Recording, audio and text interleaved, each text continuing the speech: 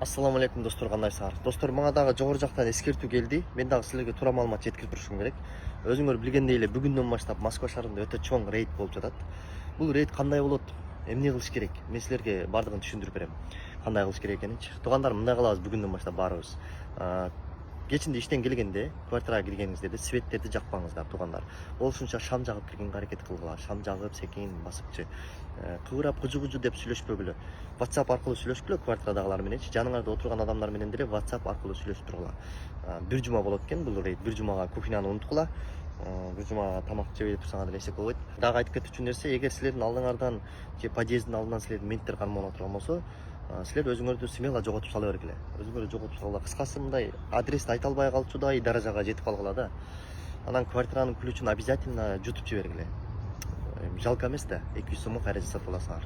Квартиранын ключун жутуп бергиле. Семенилар, силер дагы бир жумага жумушуңарды токтотуп тургула. Күндүзгү эмес, кечинде деле иштер бар го, бизнестер бар силердин өзүңөрдүн элечи. Ошону бир жумага токтотуп тургула туугандар. Проблема кылып жаткан болсо, силер эч ойлонбой мага чала бергиле достор. Менин номерум өчүк болот.